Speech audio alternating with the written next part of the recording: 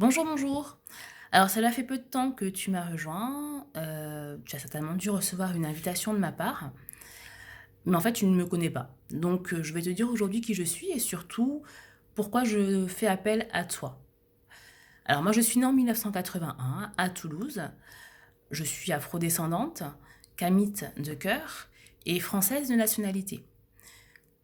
Française parce que mes ancêtres ont été déportés en fait en Guadeloupe afin d'alimenter le système esclavagiste qui malheureusement n'a pas disparu aujourd'hui. Donc il a simplement pris une autre forme et surtout aujourd'hui il veut finir ce qu'il a commencé en étendant sa mainmise sur tous ceux qui ne font pas partie des 1%. Alors les 1%, je crois que je n'ai pas besoin de préciser, tu sais pertinemment de qui il s'agit. Mais je vais te donner quelques pistes.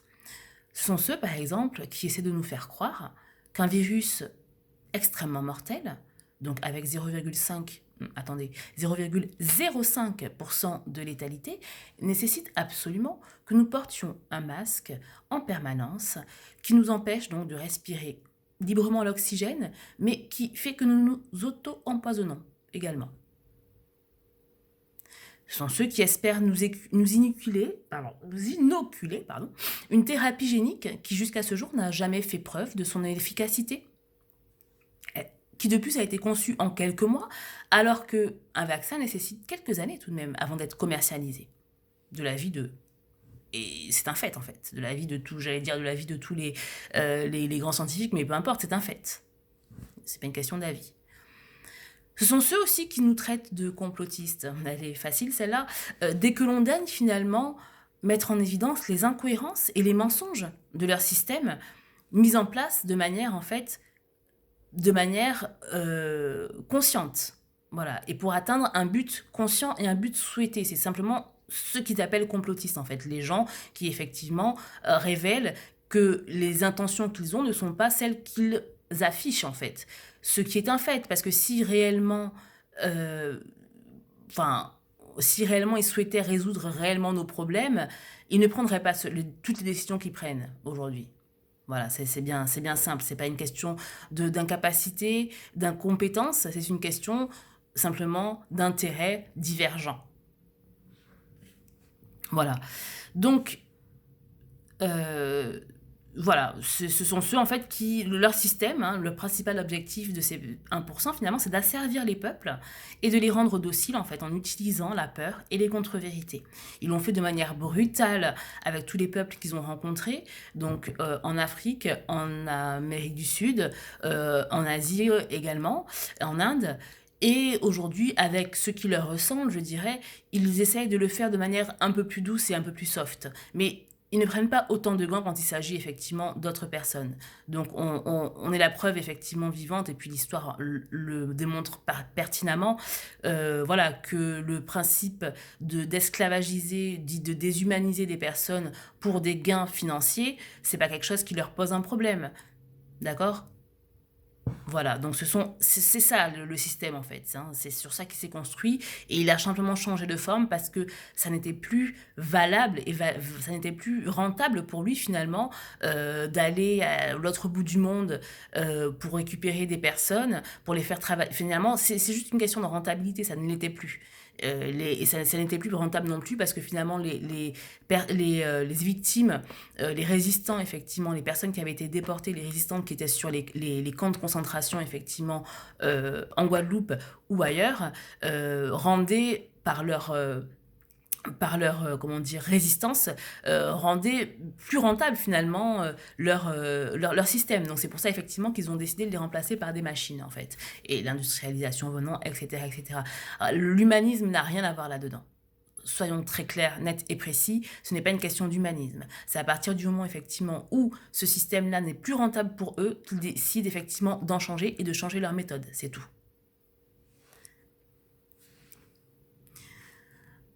Donc ce sont aussi ceux qui refusent que l'on puisse justement filmer hein, ces forces de l'ordre qui dérapent quand elles ne nous protègent pas, mais qu'elles nous agressent.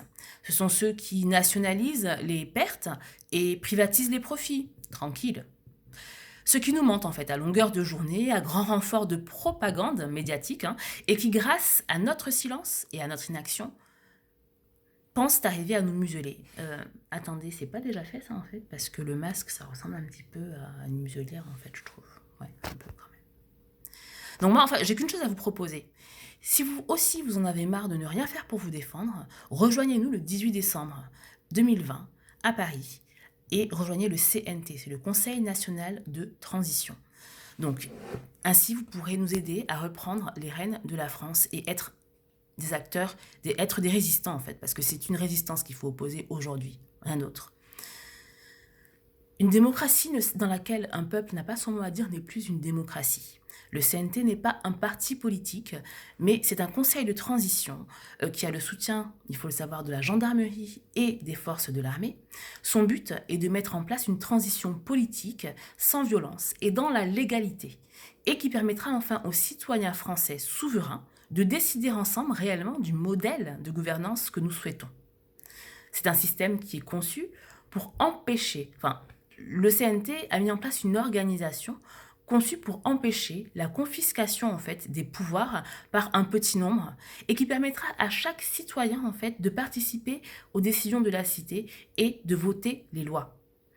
Je ne vous en dirai pas plus, je vous invite simplement à aller visiter le site web qui apparaîtra en lien sur cette vidéo. Alors, je vous demande simplement de mettre de côté vos ambitions professionnelles, pécuniaires, pour un jour, le 18 décembre 2020. Prenez conscience réellement que la suite des événements qui nous est réservée est une vaccination obligatoire qui entraînera inévitablement une modification de nos gènes, de manière irréversible. Et peu importe ce que vous dit aujourd'hui le gouvernement, ils n'en sont pas à leur premier mensonge ou à leur premières incohérences, on peut vous promettre solennellement, oui, aujourd'hui, que cette vaccination ne sera pas rendue obligatoire. Mais rappelez-vous, il y a quelques mois, le masque était tout à fait inutile. Il est passé d'inutile à obligatoire, en fait, en l'espace de quelques semaines, pour même nos enfants qui ont l'obligation de le porter toute la journée, sous peine d'être déscolarisés. Alors réveillez-vous, s'il vous plaît. Parce que oui, effectivement, il faut en prendre conscience, on vous ment et oui, on vous manipule. Il suffit de peu de lecture, bien orientée, pour s'en remettre à l'évidence. Alors réveillez-vous mon réseau, voilà pourquoi je fais appel à vous aujourd'hui. Laissez de côté quelques minutes vos ambitions pécuniaires, car ça ne sert à rien de gagner de l'argent si c'est pour perdre nos libertés fondamentales. Respirer librement, vivre librement, se déplacer librement, exercer sa passion librement, se réunir librement, et pourquoi pas, oui, mourir librement. Alors, soit vous préférez vivre dans une dictature et être sûr de ne pas attraper le Covid, dans ce cas, il n'y a pas de problème, restez chez vous, ne vous indignez pas, ne réfléchissez pas, mais on vous aura prévenu. Ce qui nous attend, en fait, est au-delà de l'imaginable pour des êtres humains comme vous et moi. Enfin, juste imaginez effectivement l'esclavage, puissance. C'est même pas une question d'esclavage en fait, parce que ça sera un esclavage inconscient. Vous serez plus des êtres humains en fait. Bon, je vais pas dire ça parce qu'ils vont pas comprendre. Bon, bref. Donc, alors, soit vous préférez vivre dans une dictature et être sûr de ne pas attraper le Covid. Dans ce cas, restez chez vous, ne vous indignez pas, ne réfléchissez pas, mais on vous prévient. Ce qui vous attend est au-delà de l'imaginable pour des êtres humains comme vous et moi, si nous ne faisons rien. Soit vous préférez vivre dans une réelle démocratie et risquer d'attraper un virus qui, somme toute, ne tue que 0,05% de personnes.